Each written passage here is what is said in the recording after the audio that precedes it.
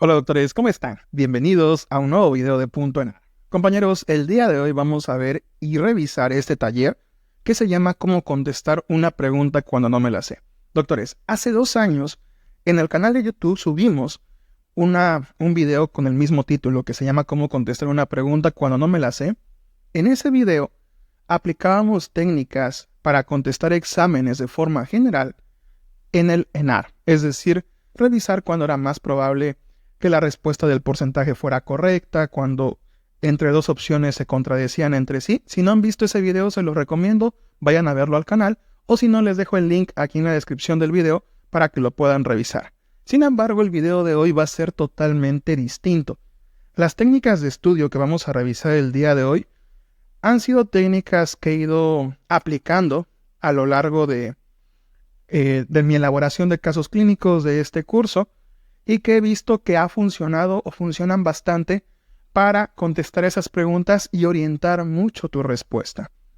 Entonces, en eso se va a enfocar este taller. No esperen un video en donde ponga paso número 1, identifica esto, y revisar la pregunta. Paso número 2, identifica lo otro. Por varias razones, compañeros. La primera es que el examen está hecho por cientos de médicos. Incluso, si vieron la noticia, fueron más de 4.500 preguntas las que se mandaron para este año. Y pues obviamente entre tanto médico hay distintas formas de preguntar. Entonces, por ende, va a haber distintas formas de contestar el examen. Así que una única forma de contestar no ayudaría, porque hay distintos tipos de casos clínicos, hay distintos tipos de preguntas. Entonces eso no es tan factible. Así que lo que vamos a hacer es que vamos a revisar un caso clínico. Yo les voy a ejemplificar y mencionar los puntos en los que más nos tenemos que basar para llegar a la respuesta correcta. Al principio, el análisis va a ser algo largo, porque vamos a poner como escenarios, un escenario en donde yo no sepa nada del caso, otro escenario en donde sepa mucho, y ya conforme vayan avanzando los casos, vamos a ir simplificando eso, aplicando lo que acabamos de aprender, para llegar a la respuesta.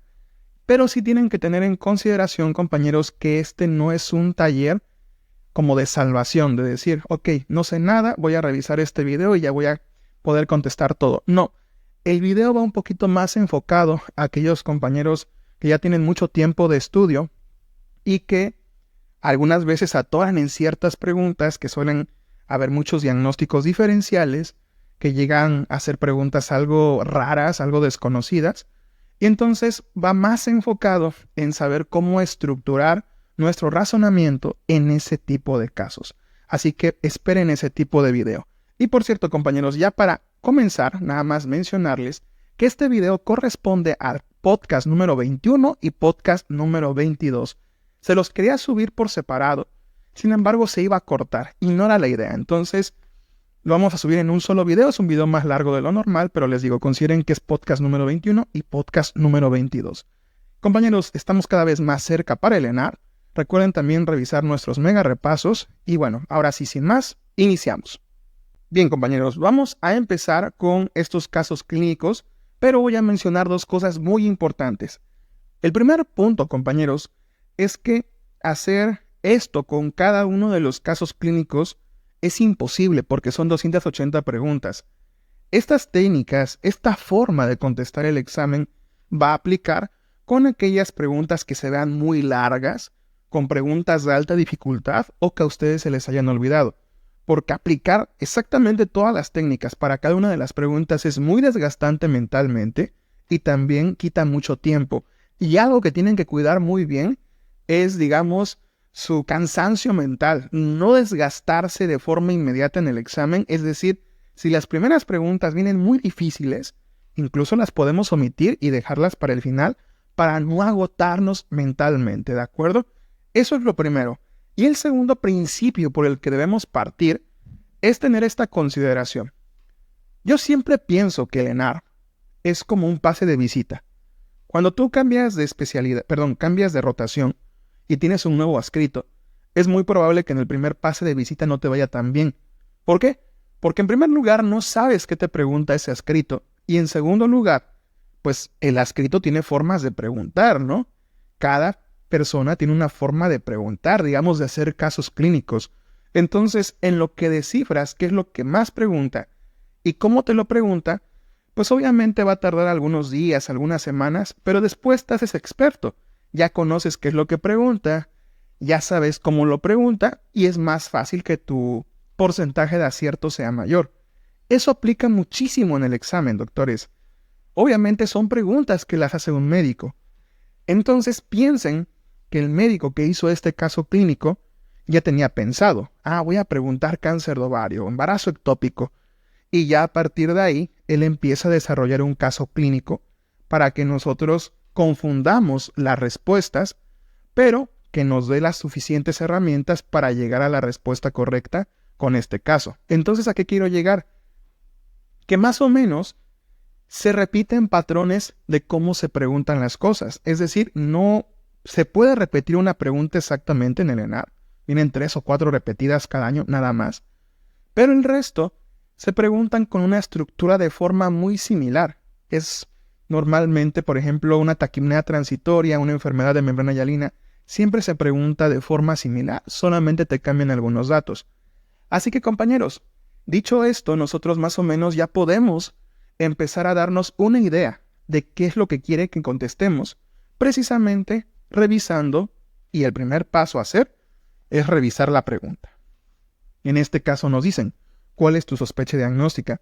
¿Por qué es importante esto? Porque, muchas veces las preguntas que te van a hacer no tienen nada que ver con el caso clínico. Aquí es un caso clínico gigantesco y la pregunta te puede ser, ¿cuál es el cáncer más común en México? Nada que ver una cosa con la otra. O lo segundo es que a veces no es necesario revisar el caso clínico para poder contestar. Muchas veces ya te dicen, esto se trata de una enfermedad pélvica inflamatoria. ¿Cuál es su gol estándar? Y te ahorraste leer todo esto. Y ese, como ya se los había mencionado, hay que reservar mucha energía mental porque contestar 280 preguntas es difícil. Y qué mejor forma de que nuestra concentración, nuestra energía se distribuya para todas las preguntas y no solo para las primeras. Ahora sí, compañeros, vamos a empezar. Entonces, como ya se los había mencionado, lo primero que hay que hacer es revisar la pregunta y esto nos va a permitir muchas cosas, doctores. En primer lugar, nos vamos a dar cuenta de hacia dónde, de qué trata la pregunta. Por ejemplo, acá nos ponen EPI, endometriosis, cáncer de ovario y embarazo ectópico. Esto te dice, ok, la pregunta es de gineco o de obstetricia. Y además, podemos hacer una revisión rápida en donde veamos que, por ejemplo, EPI es diferencial con endometriosis, como lo vimos en la clase correspondiente. Pero cáncer de ovario no tiene mucho que ver con estas dos entidades. Y embarazo ectópico tampoco.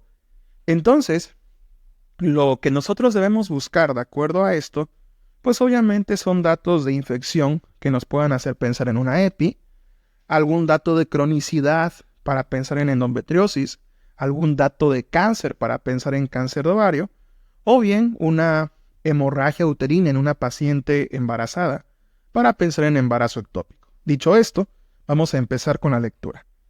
Una mujer de 21 años, casada desde hace 3 años, presenta un historial de dismenorrea intensificada durante el último año y no ha logrado la concepción pese a no usar un método anticonceptivo. Doctores, antes de continuar con la lectura, a diferencia del otro video, en donde les comentaba que ya habíamos hecho una primera parte donde son puntos muy genéricos, muy generales, ahí sí hicimos una lista. Pero el día de hoy, estos puntos no los vamos a hacer en una lista, sino que los vamos a ir repasando en cada caso clínico. Así que ustedes decidirán qué consejos toman y cuáles no, ¿de acuerdo? Porque sí soy consciente que obviamente no se pueden utilizar todos porque no nos alcanza el tiempo y porque obviamente sería muy desgastante. Sin embargo, sí les daré muchos métodos, muchas técnicas para que ustedes tengan una baraja más amplia de posibilidades de llegar a la respuesta correcta. Ahora sí, tenemos antecedentes obstétricos y ginecológicos. Menarca a los 14 años, este factor de riesgo no nos ayuda en nada con nuestro diagnóstico, nuestros diagnósticos diferenciales. Y otro punto, compañeros, es que cuando sean casos clínicos tan largos, tienen que filtrar mucho la información y revisar cuál sí importa y cuál no.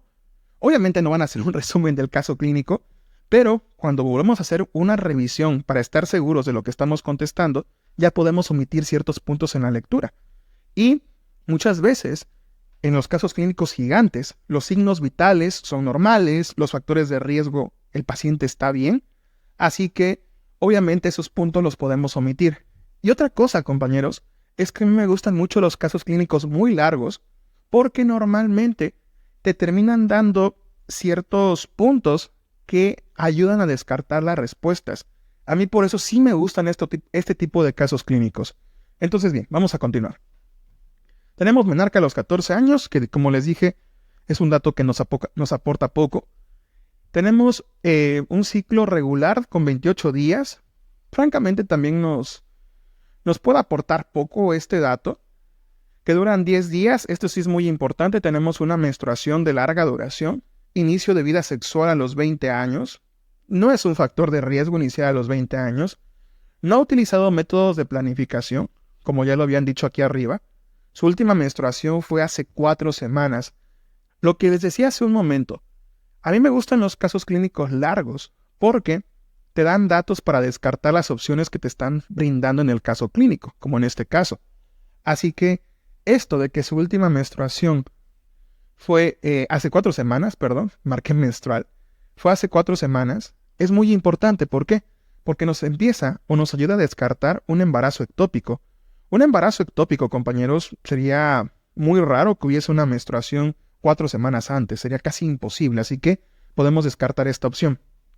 Caracterizado por dolor pélvico severo e incapacitante que se extiende hacia la espalda. Coito doloroso, es un síntoma importante. Reciente sangrado transvaginal abundante e intenso. A la exploración física revela tensión arterial de 112/72, frecuencia cardíaca de 81 por minuto, palidez cutánea, expresión facial de dolor, peristaltismo intestinal normal. A la exploración bimanual indica un útero no movible y una masa anexial en el lado derecho. Además, se observa una secreción transvaginal de color rojo oscuro. Los exámenes de laboratorio reportan una hormona coriónica de 3 miliunidades. Lo que les decía, sobrinos, me gustan mucho los casos clínicos porque te dan datos para descartar otras cosas. El embarazo ectópico queda absolutamente descartado porque los valores de laboratorio son normales. Y algo que vamos a ver en los siguientes casos clínicos es que cuando nosotros no sepamos de dónde partir, hay que recordar que tenemos que priorizar datos. El dato que tiene más peso en un caso clínico son los de laboratorio. Incluso en el examen va a haber patologías en donde la clínica coincida con una entidad y el estudio de laboratorio coincida con otro. Nosotros ahí tenemos que responder lo que coincida con el estudio de laboratorio imagen. Es lo que normalmente tiene más peso en los casos clínicos. Aquí tenemos leucos de 10.300. Otro punto muy importante, doctores, ¿por qué razón? Porque esto nos ayuda a descartar una enfermedad pélvica inflamatoria. Es otro punto del que vamos a mencionar más adelante con respecto a identificar patologías infecciosas o las que no. De aquí, doctores, las 4 entidades que se nos están planteando, solamente una tiene un componente infeccioso, que es EPI. Entonces, siempre que busquemos un componente infeccioso, es común que los leucos o reactantes de fase activa, como PCR, como procalcitonina, o bien respuesta inflamatoria sistémica, que hay elevación de la fiebre, se presenten en esos pacientes. Aquí en este caso, compañeros, ni fiebre, ni leucos, ni nada por el estilo de que nos hable de algo algo infeccioso. Entonces, podemos descartar la respuesta de EPI, así que ya solamente nos terminarían quedando 2 cosas, endometriosis o cáncer de ovario. Compañeros, en el examen vamos a enfrentarnos a 2 tipos de situaciones. Una donde no conozcamos el caso clínico definitivamente porque es una pregunta muy rebuscada, o bien es un dato de que definitivamente se me olvidó o no estudié, o es una patología de medicina interna.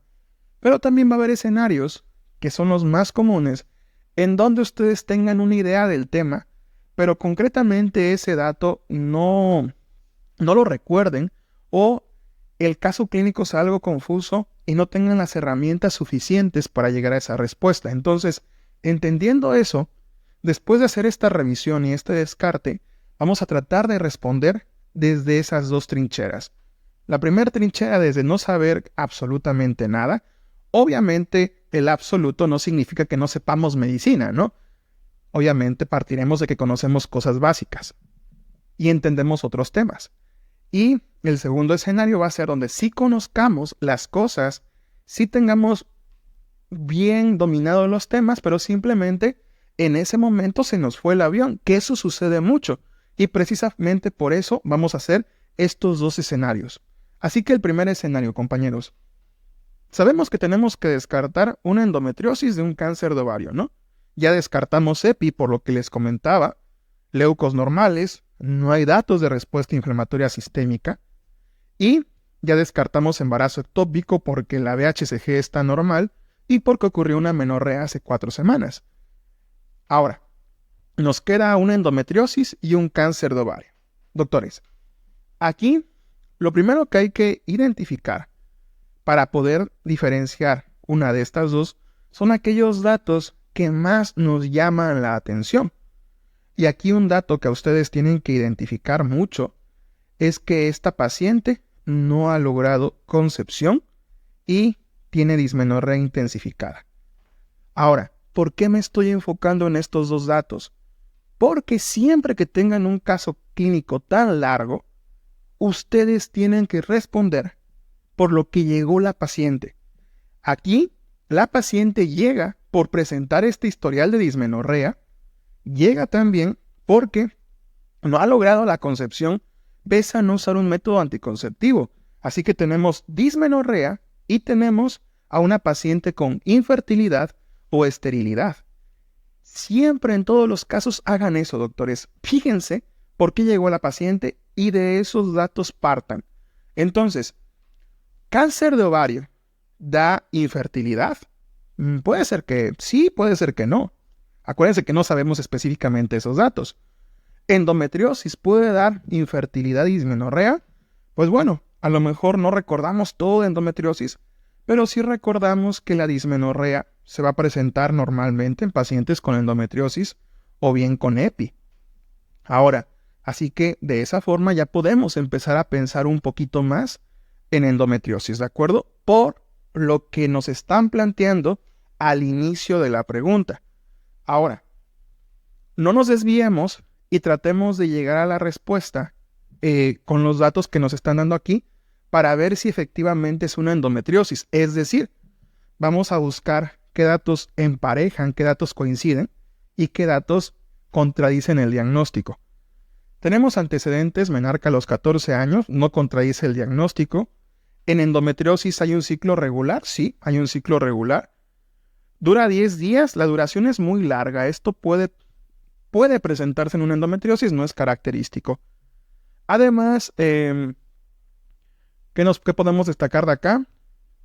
Inicia un nuevo ciclo menstrual caracterizado por dolor pélvico e incapacitante. Compañeros, este es otro dato que nos puede empezar a orientar a que efectivamente se trate de una endometriosis.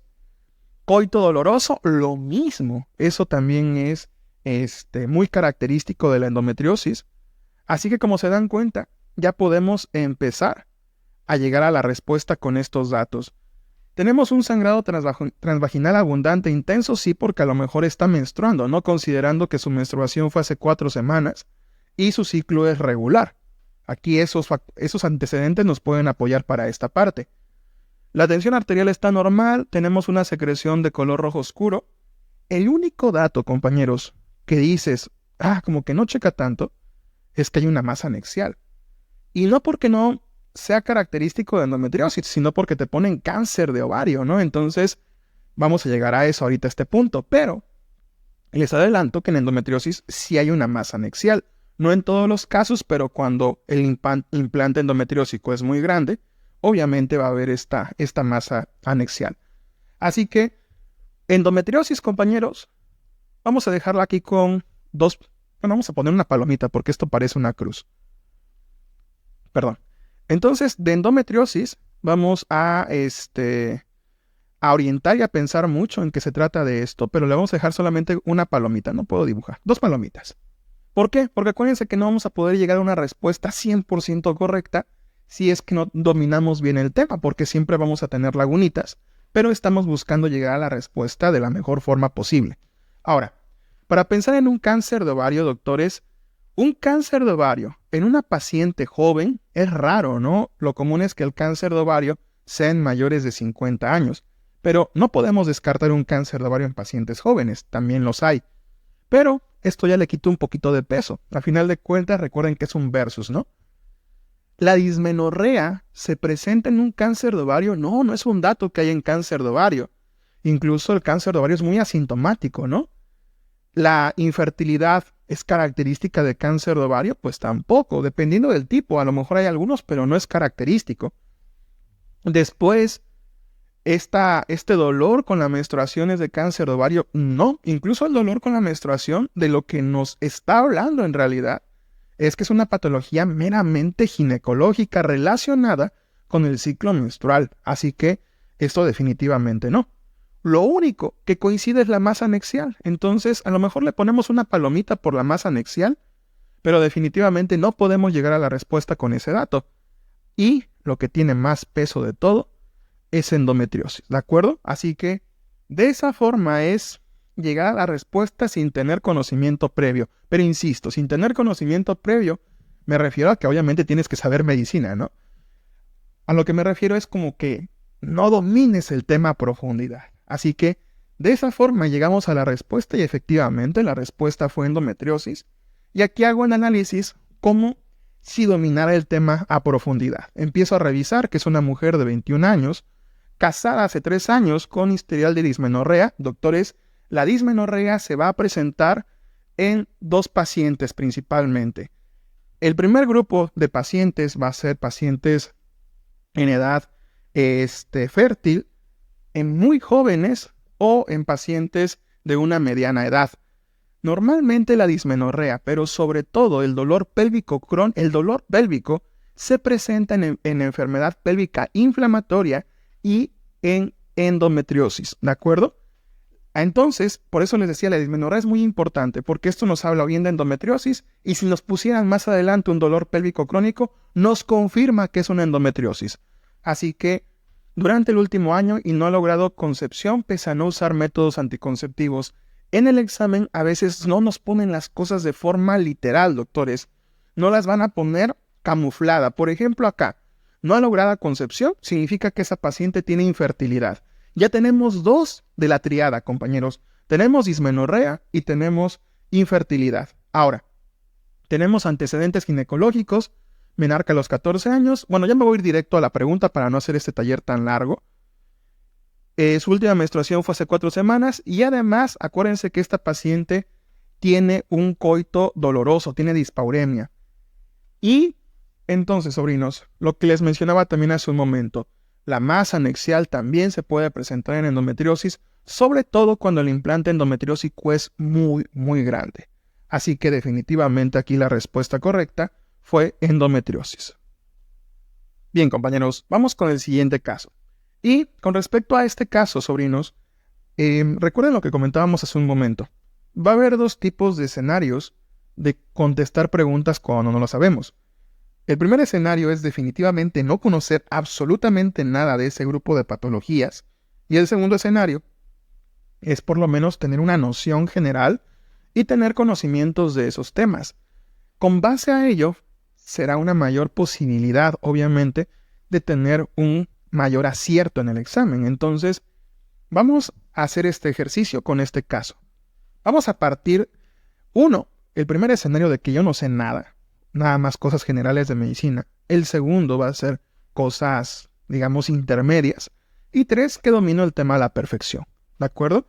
Para que apliquen esas técnicas en esos escenarios. Pero vámonos por lo general. Aquí lo primero que nos dicen es qué hallazgos podríamos encontrar en pacientes con esta patología. Acuérdense que lo primero que hacemos es revisar la pregunta. Aquí la pregunta va relacionada a que nosotros identifiquemos en este caso clínico un diagnóstico y respondamos cuáles son los hallazgos que se encuentran en ese diagnóstico.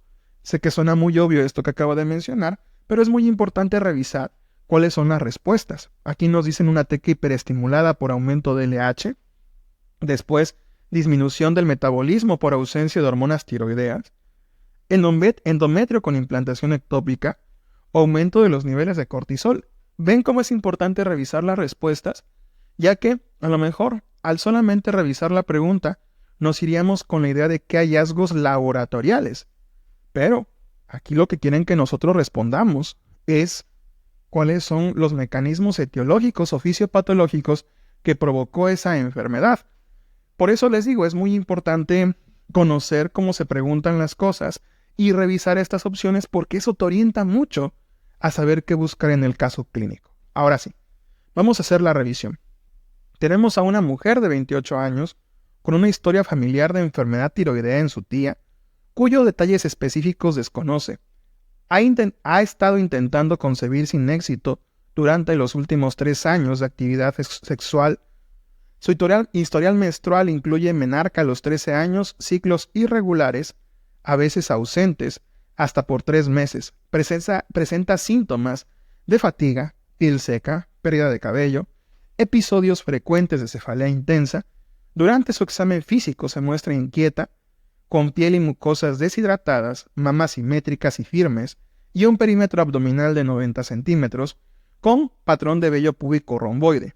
Las pruebas de laboratorio arrojan una hemoglobina de 9.5, hematocrito del 29%, TSH de 1.5, T4 de 1.3, progesterona de 1 y testosterona de 150.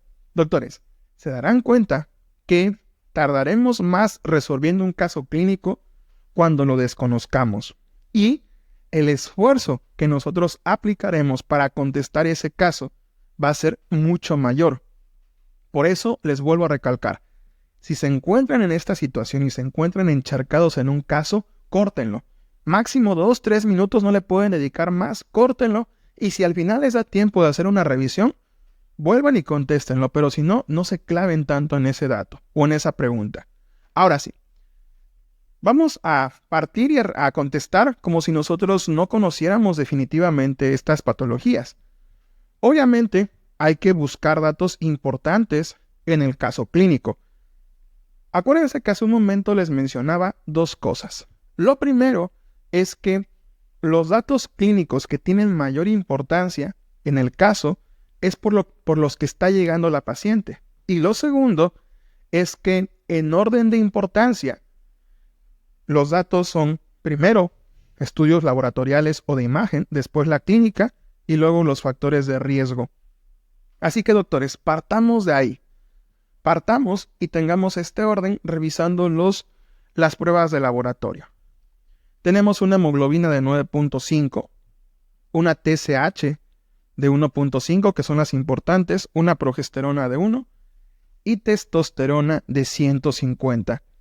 Obviamente, si no conocemos niveles normales de estos estudios, no sabremos que esta paciente tiene anemia, no sabremos que esta paciente tiene niveles normales de hormona tiroidea, que tiene niveles algo bajos de progesterona y niveles de testosterona muy altos. Entonces, acuérdense que partimos de que no sabemos nada. Así que, si no conocemos esos estudios de laboratorio, bueno, vámonos con la parte clínica.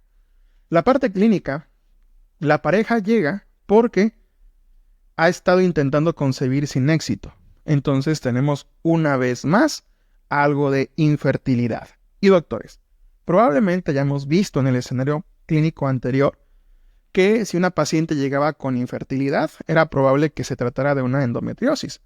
Pero no es la única entidad que produce infertilidad. Hay muchísimas más. Por ejemplo, el síndrome de ovario poliquístico, por ejemplo, un síndrome de Asherman, estas sinequias uterinas. Así que no nos podemos casar con que un síntoma clínico siempre nos va a orientar a una enfermedad. Pero obviamente sí hay que considerarlo para tenerlo en cuenta a la hora de nuestra respuesta.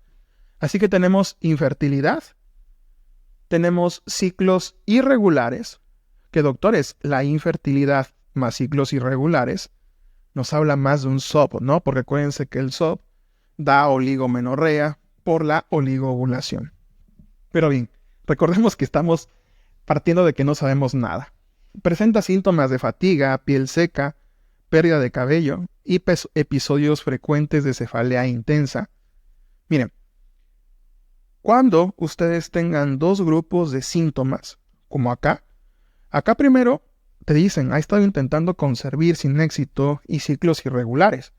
Y tienes que identificar que esos, que fueron los síntomas por los que llegó, van a tener mucho más peso que los síntomas complementarios que te pongan después en los hallazgos. Obviamente habrá excepciones en donde en el hallazgo encontremos un síntoma de mucho peso, pero lo común, lo normal, es que los síntomas por los que consulta la paciente tengan mucho mayor peso.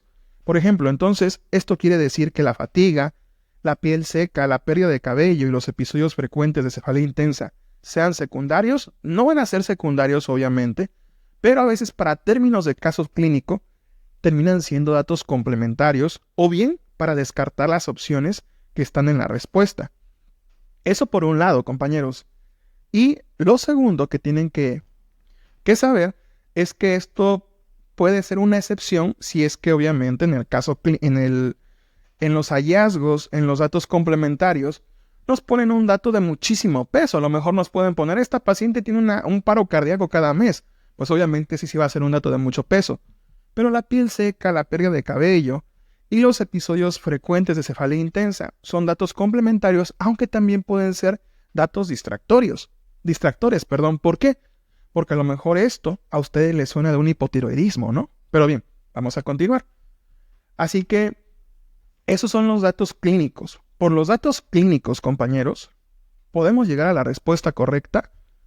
Y dices, uy, te vas a enfrentar a que aquí en las opciones no te están poniendo una patología de forma directa, sino que te están poniendo qué produce esa patología. Así que contestar un caso clínico de este tipo sin conocimiento previo de nada va a ser muy, muy complicado y difícil. Así que la moraleja es que este tipo de caso clínico de alta dificultad, sin conocimiento previo, va a ser casi imposible responderlo. Así que la moraleja es que si se enfrascan en un caso clínico en donde definitivamente no tengan idea de nada y en las opciones estén como en esta situación, sí podemos dejarlo morir, porque a veces hay que seleccionar qué batallas se pueden ganar y hay que elegir nuestras batallas. Y acuérdense que el examen son 280 preguntas, en donde incluso fallando una cuarta parte tendríamos 75 puntos. Así que hay margen de maniobra. Pero bien, ahora vamos a tratar de analizarlo teniendo un conocimiento intermedio. A lo mejor con el conocimiento intermedio no conoceríamos los niveles normales de progesterona o de testosterona, pero sí sabemos que esta paciente tiene una anemia y sí sabríamos que esta paciente tiene niveles normales de hormona tiroidea.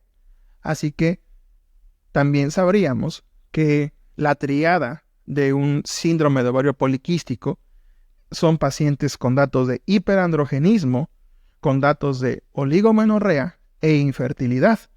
Y aquí tenemos ciclos irregulares, lo que nos puede hablar de una oligomenorrea, y también tenemos una infertilidad. Así que, más o menos, por el cuadro clínico, lo más probable es que se trate de un SOP. Pero vuelvo a insistir, en las respuestas no vienen los diagnósticos, viene el mecanismo fisiopatológico. Entonces, ahora sí, va a tocar echar mano los conocimientos que tengamos. TECA hiperestimulada por aumento de LH. Este mecanismo fisiopato, ¿a quién corresponde? Justo corresponde a un SOP, ¿no? Hay que recordar que el síndrome de ovario poliquístico, los pacientes tienen una hiperestimulación de la TECA, lo que genera un aumento de testosterona y por ende datos de hiperandrogenismo. Y justo esta TECA hiperestimulada es por el aumento de la LH. Entonces, este dato de aquí encaja con un SOP. Disminución del metabolismo por ausencia de hormonas tiroideas definitivamente suena a un hipotiroidismo. Endometrio con implantación ectópica, esto suena a una endometriosis. Y un aumento de los niveles de cortisol puede sonar a muchas cosas, ¿no? Entre ellos a un síndrome de Cushing. Entonces, sobrinos, tener el conocimiento base nos puede aportar mucho. Si se dan cuenta, no tenemos que ser expertos en cada una de estas patologías para poder llegar a la respuesta correcta. Ahora, Ya que conocimos que esto es por un SOP, esto es por hipotiroidismo, esto es por endometriosis y esto es por un síndrome de Cushing o cualquier otra cosa, ya podemos llegar más fácil a la respuesta correcta. Ahora, vamos a revisar lo que ya les decía. Lo primero, lo más importante, son los estudios laboratoriales. El estudio de laboratorio, ¿la hemoglobina influye en el diagnóstico de estas patologías? No. Se puede presentar en hipotiroidismo, se puede presentar en SOP, no tanto. En una endometriosis, probablemente sí por el sangrado, pero no va a ser un dato de mucha importancia, porque además la hemoglobina disminuida se puede ver por muchas cosas. La TSH importa, sí, porque uno de nuestros diagnósticos diferenciales, precisamente por los datos clínicos con los que nos están complementando acá, nos hacen pensar en un hipotiroidismo. Entonces, justo a mí cuando me salió esta pregunta, fue una pregunta que a mí me salió en algún momento, yo pensé en un hipotiroidismo por el dato clínico, pero yo no consideré que en el laboratorio me estaban diciendo, este paciente tiene hormonas tiroideas normales. Entonces lo que les decía hace un momento, va a haber clínica que coincida con una patología, pero sus datos de laboratorio no. Entonces el dato de laboratorio tiene mucho mayor peso. Así que descartamos ya hipotiroidismo. Muy bien. Ahora, ¿qué otros datos de laboratorio tenemos? Progesterona de un nanogramo está disminuida. Bueno, quedamos que esto no lo sabíamos, ¿verdad? Pero entonces ya con esto podríamos descartar hipotiroidismo. Ahora, alto aumento en los niveles de cortisol. Compañeros, en las opciones, mejor dicho, en el caso clínico, en los laboratorios, no nos dan datos de aumento de cortisol. Y clínicamente tampoco tenemos datos de aumento de cortisol.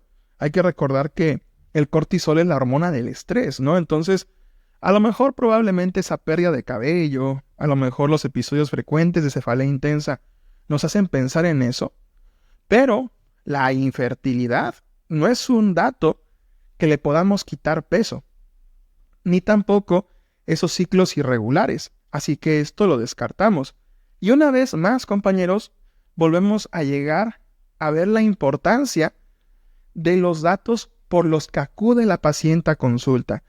Normalmente esos son los que tienen mayor peso. Después, ¿un endometrio con implantación ectópica tendría cambios laboratoriales? No, solamente a lo mejor un aumento del CA125, que no es tan característico, pero no. Entonces, una endometriosis la podríamos descartar. Nos quedaría como respuesta correcta un SOP. Eso con un conocimiento intermedio, ¿de acuerdo? Ahora, con un conocimiento elevado, ahí va a ser muchísimo más fácil. ¿Por qué? Porque los pacientes con síndrome de ovario poliquístico tienen una progesterona muy baja y tienen una testosterona muy, muy alta. ¿Por qué la progesterona baja, menos de 5? Porque el paciente no tiene cuerpo lúteo, porque tiene una oligoovulación. Como la teca está hiperestimulada, la LH no genera picos, no hay ovulación, no hay cuerpo lúteo. Al no haber cuerpo lúteo, no hay formación de progesterona y los niveles están disminuidos. Y la testosterona, por la hiperestimulación de la teca, están muy, muy elevados. Así que miren, compañeros, teniendo ese conocimiento, con solamente leer los datos de laboratorio, podemos llegar una vez más que la respuesta correcta es un síndrome de ovario poliquístico.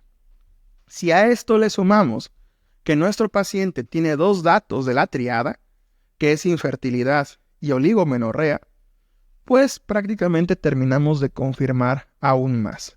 Así que, compañeros, la moraleja de esto es, si definitivamente no tienen nada de idea del caso clínico, déjenlo en paz. Porque sí hay casos clínicos muy complicados, casi imposibles de responder, que les van a poner a todos ustedes, a muchos de ustedes, y el objetivo va a ser desgastarlos y quitarles tiempo. Entonces no caigan en esa trampa. Obviamente que no les suceda una patología de Gine, de Pedia o de Ciru, que son las más comunes, que les suceda una ultra difícil de medicina interna, ¿de acuerdo? Esa es la primera moraleja. La segunda moraleja, acuérdense que Lo que muchas veces quieren que nosotros contestemos es por lo que llega la paciente y que el dato de laboratorio y de imagen tiene muchísimo peso en su caso clínico. Y una tercera más, compañeros. El examen no te va a brindar casos clínicos típicos del libro. Es decir, me pueden plantear ahorita, pero ¿cómo va a ser un SOP si su paciente tiene piel seca, tiene cefalea intensa? Eso, compañeros, es sobrepensar. ¿Por qué es sobrepensar? Porque, si bien es cierto, son datos que no podemos omitir, hay que recordar que el examen está hecho para, digamos, filtrar a médicos generales. Y como médico general, rara vez te llega un caso clínico típico del libro. Muchas veces te llegan pacientes con otros datos, pero tú tienes que seleccionar el dato más importante por el que la paciente está llegando en ese momento y quiere que se lo soluciones. Obviamente, si hay más hallazgos, los puedes dejar para después, a excepción que sea un hallazgo de mucho peso que comprometa la vida del paciente, pues ahí sí podrá cambiar tu diagnóstico. Pero en moraleja, vean, aquí, con los laboratorios y por los dos datos con lo que llega la paciente, podemos llegar sin ningún problema a la respuesta de SOP. Bien, compañeros, vamos con los siguientes casos, y para que este video no se haga muy largo ni muy pesado, voy a omitir la posibilidad de desconocer absolutamente el tema, porque ya quedamos que esos casos es mejor perder la batalla, por así decirlo, y ya después, si tenemos tiempo, regresar y revisarlos. Y el escenario en donde yo domine todo, entonces ahí ya no sería como contestar una pregunta cuando no me la sé, ¿no? Porque sí me la sé. Entonces voy a partir de un escenario intermedio, ¿de acuerdo? Y vamos a aplicar las técnicas que hemos visto en los dos anteriores casos clínicos. Así que voy a tratar de ser más fluido. Vamos a la primera pregunta. Explica la principal causa fisiopato de la patología de esta paciente. Vamos a hacer lo mismo. Ya nos están diciendo que vamos a responder la fisiopatología de este caso clínico, entonces vamos a ponerle apellido a cada uno de estas opciones que nos van a dar acá. Estados de hiperestrogenismo sostenido. Híjole, es que prácticamente toda la patología ginecológica se debe a estados de hiperestrogenismo sostenido, entonces esto es muy genérico. Microruptura ovárica, miren, y precisamente porque esto es muy genérico, puede que no sea la respuesta correcta, ¿de acuerdo? Microruptura ovárica repetida, este es el mecanismo fisiopato del CA de ovario. Uy, escribo súper feo, entonces ya no voy a escribir. Mutaciones del gen BCRA, esto puede ser de cáncer de mama, incluso de cáncer de ovario y de algunos otros cánceres. Infecciones de transmisión sexual, pueden ser muchos tipos de patologías, desde las ETS o hasta un cáncer cervicouterino. Identifiquen algo, compañeros. Los mecanismos fisiopato que nos están dando acá, todos son de cánceres ginecológicos. Vean, estados de hiperestrogenismo sostenido nos puede hablar de un cáncer de endometrio. Ya quedamos que la microruptura ovárica a cáncer de ovario. Infecciones de transmisión, caco. Entonces, con las respuestas ya podemos saber que esto se va a tratar de un cáncer. Vamos a revisar. Una paciente de 61 años, con historial de gesta 4, cesárea 1, aborto 1, para 2, fue derivado de un centro de salud debido a la presencia de una masa abdominal. Hace un momento, al principio de la clase, tuvimos a una paciente con una masa abdominal y dijimos que no podía ser un cáncer porque los factores de riesgo no acompañaban tanto. Era una paciente muy joven. Aquí no. Aquí los factores de riesgo acompañan y mucho, porque es una paciente mayor de 50 años con una masa abdominal que crece rápidamente durante al menos 6 meses. Reporta un aumento de la frecuencia urinaria, problemas para defecar y síntomas digestivos no específicos. En el examen físico resulta complicado definir las dimensiones y contornos del útero, no se logran palpar estructuras anexas debido a una masa abdominal prominente que mide 20 centímetros de diámetro y presenta una consistencia firme. Explica la principal causa fisiopato de la paciente. Recordemos, laboratorio, clínica y factores de riesgo. En este caso, la clínica es una masa abdominal que fue por lo que llega la paciente de rápido crecimiento Y pues prácticamente no tenemos más datos que síntomas digestivos. Después, por factores de riesgo, simplemente tenemos a una paciente de 60 años, seguramente posmenopáusica. Así que, con base a ello, tratemos de llegar a la respuesta correcta. Lo primero, infecciones de transmisión sexual. Para pensar en un cáncer cervicouterino, que acuérdense que el CACU es su principal mecanismo fisiopatológico, es una infección por VPH, por el serotipo 16 y 18, ¿no? Aquí tenemos datos de un cáncer cervicouterino. Vamos a descartar los datos clínicos, que son los datos que nos están dando. ¿La masa abdominal se presenta en un CACU? No.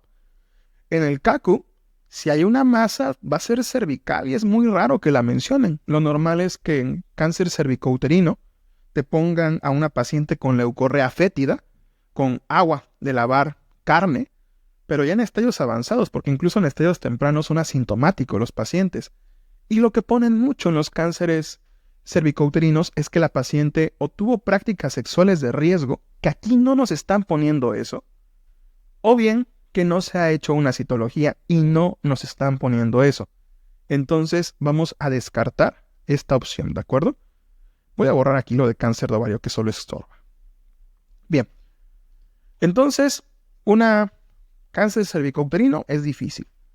Mutaciones del gen BCRA. Aquí hay un problema, doctores, porque las mutaciones del gen BCRA no solamente te va a provocar un cáncer en la mujer, te va a provocar dos, que es el cáncer de ovario y cáncer de mama.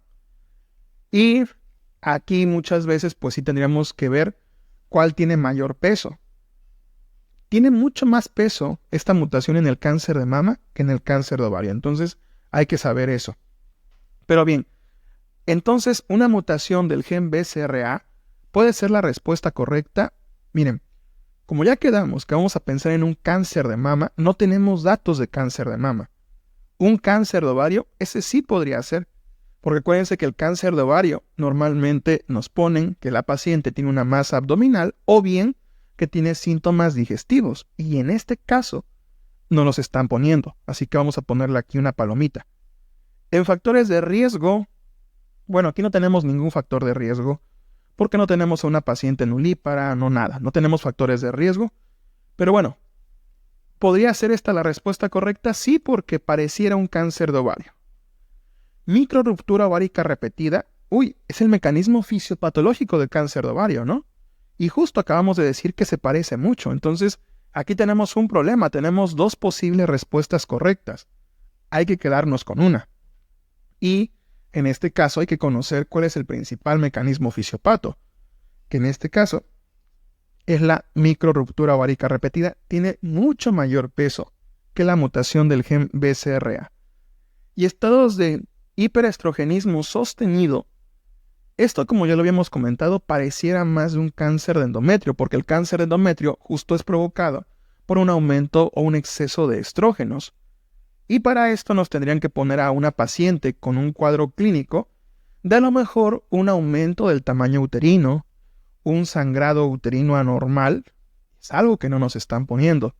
Y dentro de los factores de riesgo, nos tuvieron que haber puesto a una paciente nulípara con obesidad o sobrepeso o con terapia de reposición hormonal sin oposición, es decir, solamente recibiendo estrógenos. Entonces, esta no es una respuesta correcta. Así que la respuesta es microruptura ovárica repetida.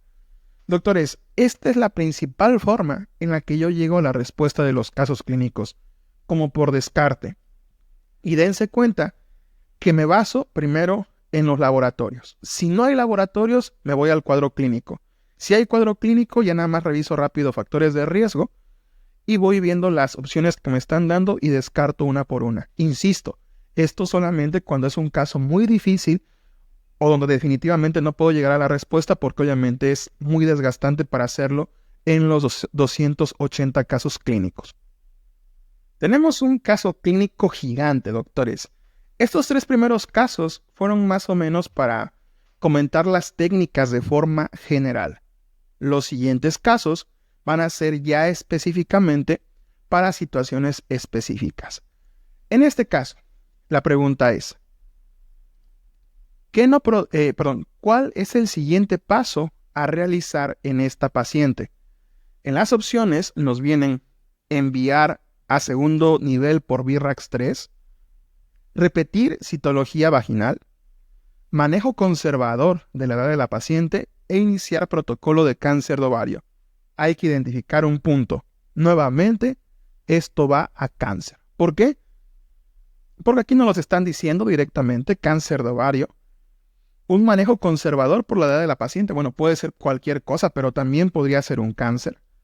Repetir citología, obviamente cáncer cervicouterino, y enviar a segundo nivel por Virrax 3 una patología mamaria, ¿no? Pero bien, ahora sí, vamos a responder. En este caso, ya sabemos que tenemos que identificar el diagnóstico, ¿no? Para saber qué hacer. Tenemos a una mujer de 65 años, acuda a consulta por incremento notable de la circunferencia del abdomen. Justo acabábamos de ver que el aumento de la circunferencia abdominal en una posmenopáusica se podría tratar de un cáncer de ovario, y teniendo ya el contexto de que esta paciente, que en las respuestas solamente vienen cánceres, probablemente esto ya se haya ganado una palomita. A lo largo de los últimos 6 meses, la paciente es estudiada para descartar ascitis por cirrosis, por lo que se le hace un ultrasonido hepático, el cual resulta dentro de parámetros normales. Cuando les pongan este tipo de datos, compañeros, ya se los había dicho, pero se los recalco. Cuando les digan, esto está normal, vayan a las opciones y descarten alguna posibilidad. En este caso, un ultrasonido hepático dentro de parámetros normales nos haría descartar a lo mejor una hepatitis que esté produciendo esa ascitis, ese aumento de la circunferencia del abdomen. Pero no vienen las opciones, así que no nos preocupamos por ello. Antecedentes familiares de cáncer de pulmón y mamario. Antecedentes personales de larga evolución. Está bajo un régimen de metformina y linagliptina. También sufre de hipertensión controlada con telmisartán e hidroclorotiazida desde hace 5 años. Doctores, ya sabemos qué es lo que quieren que respondamos. Entonces, esto de diabetes de larga evolución, ¿tiene importancia? No, porque la diabetes solo se asocia con cáncer de endometrio. Ninguno de los cánceres de aquí se asocia con diabetes. Así que son datos de relleno. Lo de hipertensión también es dato de relleno, entonces eso lo podemos omitir. No hay que saturarnos de información. ¿Comienza menstruación a los 10 años? Bueno, puede ser un factor de riesgo para tener cáncer de endometrio o cáncer de ovario. Con embarazos y utiliza consistentemente preservativos. Menopausia a los 52 años. Su última citología cervical fue hace 1 año. Doctores, importantísimo. Nos están dando un dato que no debemos omitir. Acuérdense que los estudios de imagen o de laboratorio tienen mucha importancia. Y si se acaba de hacer una citología y esta estuvo limpia, esto no va a ser un cáncer cervicouterino. Repetir citología vaginal la vamos a eliminar de las posibilidades. Y me pueden decir, ¿pero por qué no repetirla? Porque no nos dieron resultado inadecuado, porque no hay ninguna indicación para repetirla. Entonces, esta opción ya la podríamos descartar. Descartando patología maligna. Y una mamografía también el año pasado indicó un resultado Virrax 3. Uy, aquí se complica la cosa porque en las opciones nos habían dicho que enviara a segundo nivel por Virrax 3. Doctores, abro un paréntesis rápido. ¿Hay que enviar por Virrax 3 a segundo nivel? La respuesta es sí, ¿no? Acuérdense que Virrax 3 es un hallazgo probablemente benigno, pero aún así necesita ser evaluada por segundo nivel porque probablemente se le haga algún ultrasonido o algún estudio complementario. Y ya a partir de Virrax 4 no solamente se deriva, sino que también se tiene que biopsiar.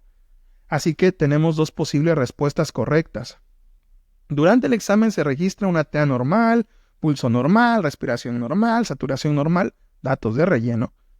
Se registra una presión arterial de 125/90, pulso de 75, respiración de 18 y saturación de 96. Exhibe un abdomen distendido con ausencia del signo de la ola. Ojo, importantísimo, estos de arriba fueron datos de relleno porque estaban normales, pero tenemos abdomen distendido. Esto nos hace pensar más en un cáncer de ovario y además tenemos una masa blanda irregular. ¿Cuál es el siguiente paso? Compañeros, esta pregunta, más que no conocerla, es ¿qué hacemos cuando nos encontramos en esta situación donde hay dos respuestas correctas? Y la respuesta es lo mismo con lo que nos estamos basando en los casos clínicos anteriores. En primer lugar, hay que recordar por lo que la paciente llega, y esta paciente no llegó por lo de su VIRAX-3, que incluso fue hace un año. La paciente llegó porque tenía un aumento notable de la circunferencia del abdomen. Entonces, eso es lo que nos debería activar las alarmas. Y entonces le ponemos una palomita más. Y otro, que es muy importante, compañeros, es que siempre vamos a atender la patología que más comprometa la vida del paciente. Por ejemplo, les pueden poner un caso clínico en donde un paciente tenga un neumotórax a tensión y al mismo tiempo un tórax inestable y les pregunten cuál es el diagnóstico y vengan las dos, vengan neumotórax a tensión y tórax inestable.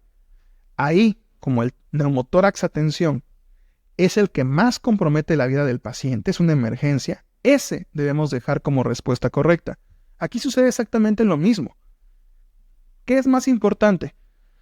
¿Atender un VIRAX-3 por una patología probablemente benigna o atender un cáncer de ovario? Pues obviamente el cáncer de ovario, ¿no? Entonces, dejamos como respuesta correcta esta parte. Así que ven, una vez más hay que aplicar lo que hemos venido repitiendo.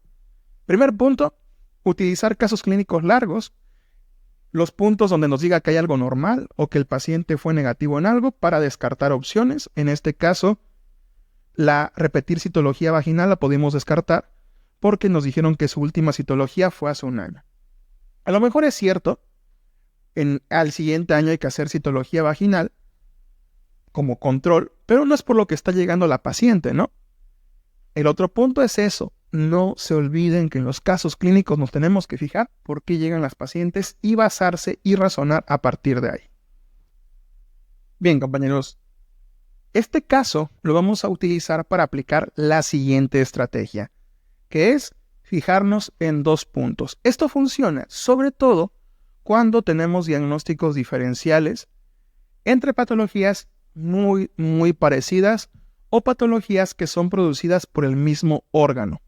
Y aquí voy a tomar de ejemplo patología diverticular. Patología diverticular se divide en diverticulitis, diverticulosis y enfermedad diverticular. La enfermedad diverticular es crónica, la diverticulitis es aguda. Entonces, si estamos dudando entre una y otra, pues simplemente hay que revisar el tiempo de evolución.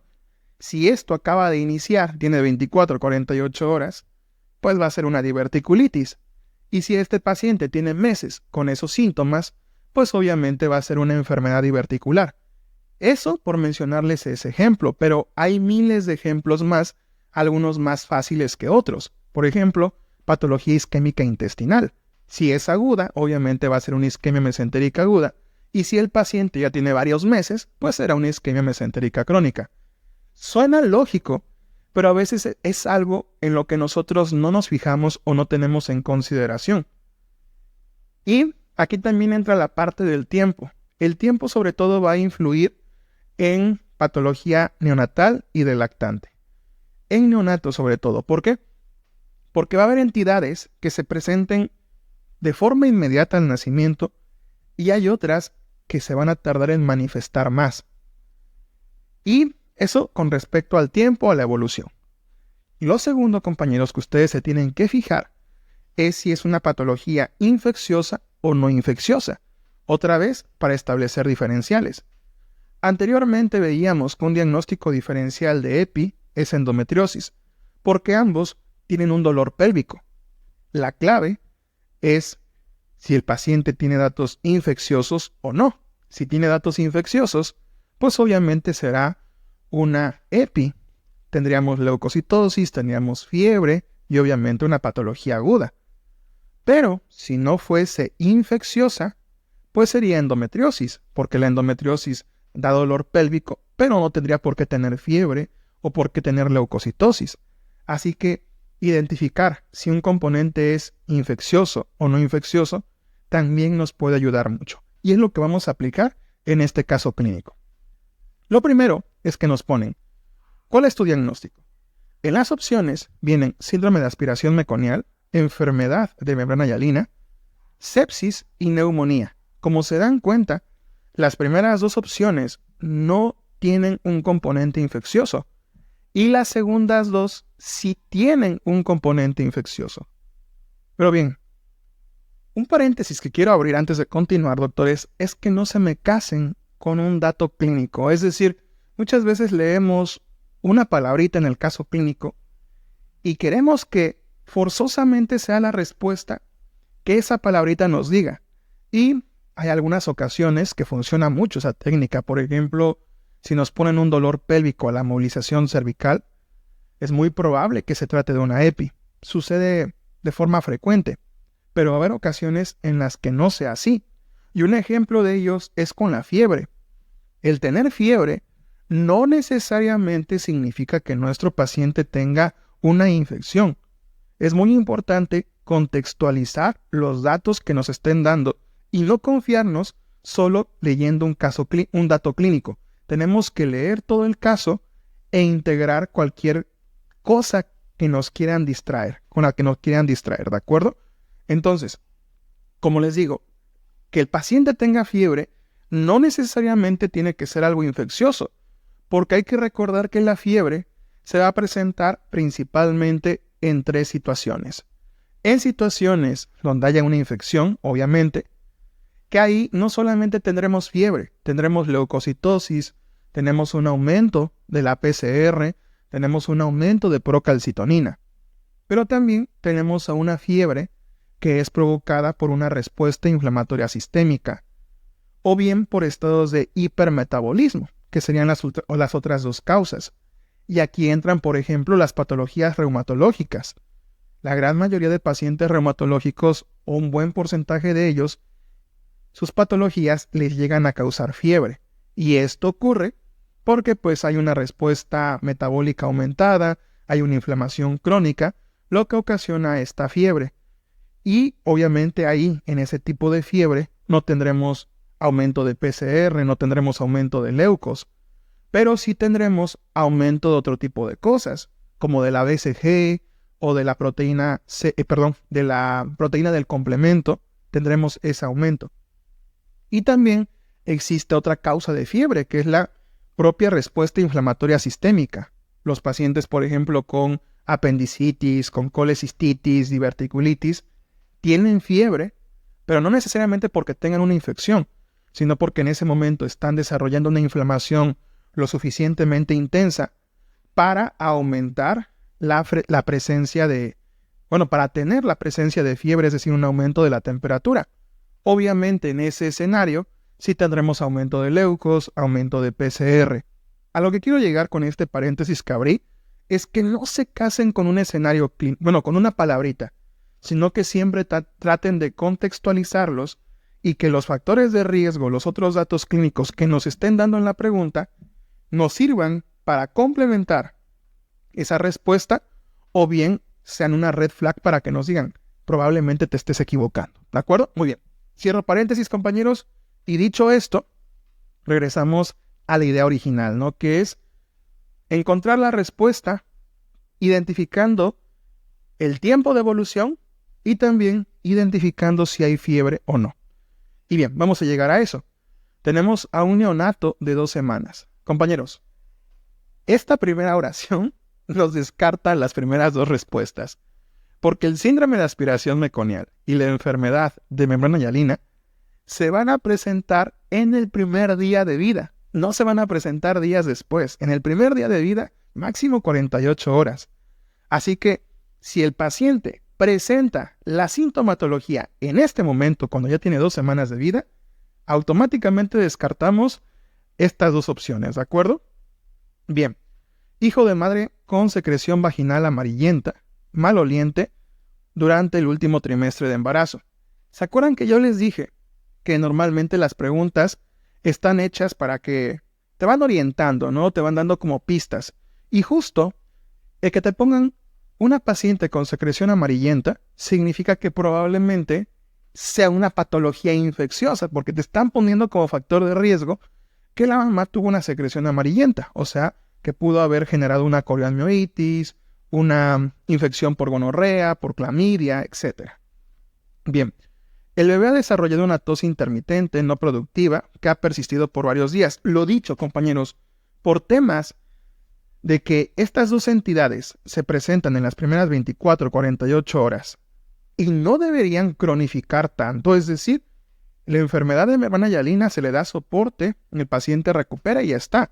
El síndrome de aspiración meconial lo mismo, a lo mejor necesitan soporte respiratorio, pero no tiene por qué tener una tos intermitente, que además la tos tampoco son datos de un síndrome de aspiración o de enfermedad de mi hermana Yalina, así que podemos descartar esta parte. Acude debido a que en las últimas semanas ha experimentado dificultades respiratorias, fiebre, una vez más, ya descartamos estas opciones. Estas dos entidades no tienen ningún componente infeccioso, no debería haber fiebre. Así que nos quedan dos, doctores, sepsis o neumonía.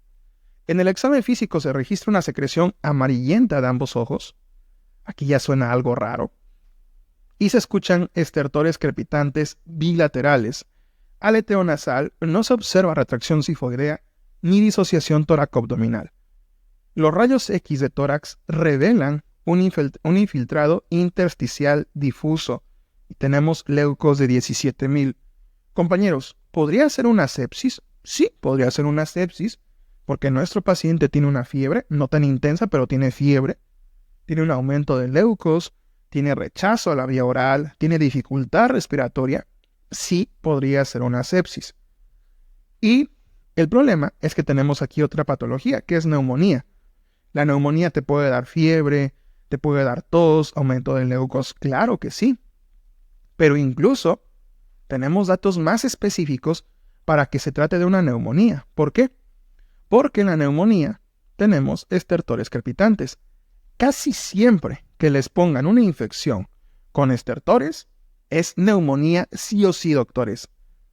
Y me puedes decir, ok, pero también puede ser una sepsis.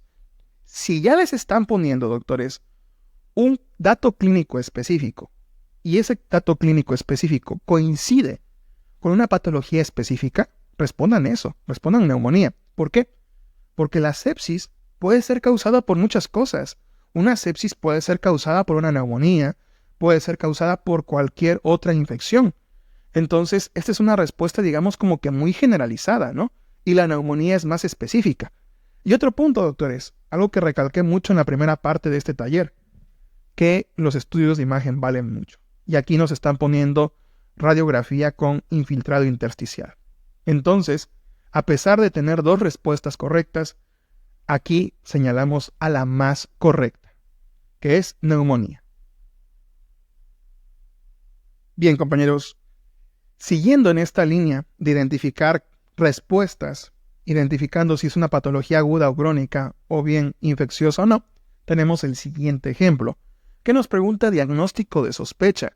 En las opciones nos dan diverticulitis, volúlo sigmoideo, enfermedad diverticular y diverticulosis.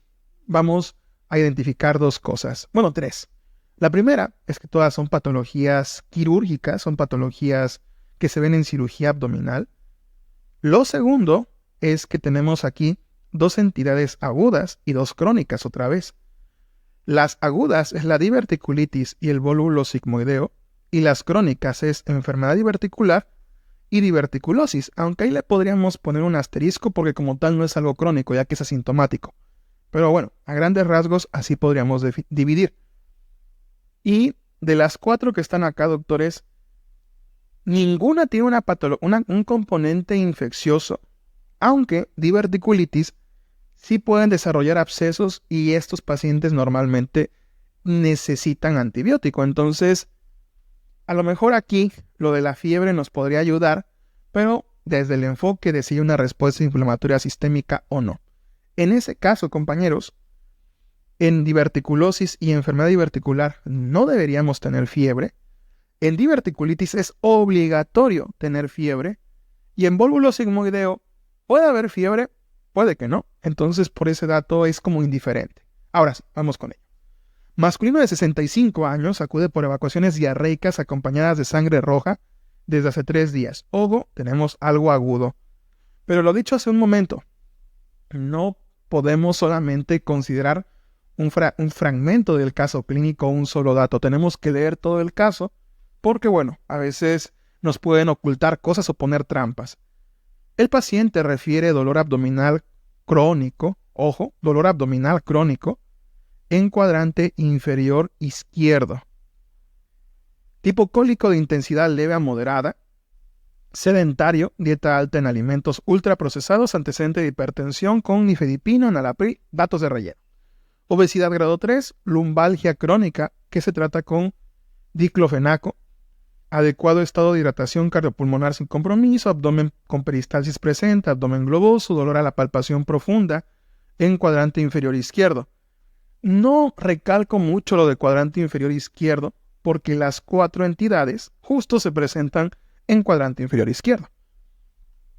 La doctora de guardia solicita un ATAC donde evidencian divertículos a nivel del colon, doctores. Descartamos inmediatamente volvulo sigmoideo. No se encuentra con ultrasonidos, signos vitales normales, TA normal.